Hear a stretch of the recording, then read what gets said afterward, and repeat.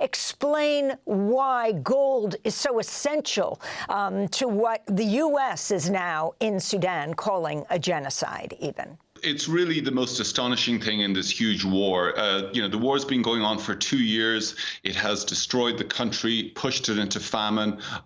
It has just absolutely crushed the economy. And yet the one thing that is still functioning, in fact, the one business that's still thriving, is gold. Sudan has some of the richest gold deposits in Africa. And since the war has started, our reporting showed that both sides have stepped up their efforts to exploit that gold, most of which ends up being traded in the United Arab Emirates and the Gulf. And they're using that funding for to fund the weapons purchases that are being used to fight the war.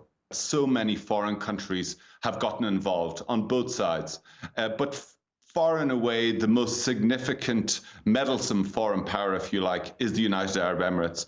Our reporting and reporting by other outlets has shown that they have been smuggling weapons across the border into Sudan to the Rapid Support Forces. That's the paramilitary group that the US has now determined committed genocide during the war.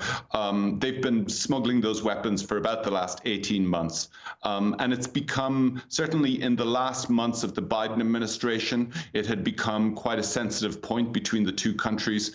Biden administration officials up to Vice President Harris had raised this issue in private with the Emiratis, asking them to stop the support for the RSF. There's a certain degree of support in Congress. Some lawmakers have introduced laws, or had it proposed laws rather, suggesting that the US should condition weapons sales to the Emirates so that it would stop supporting the RSF. But in public, the Biden administration was actually, I would say, much more supportive of the Emiratis. The Emirates, of course, is an incredibly wealthy country with a lot of money to invest. It buys a lot of American weapons.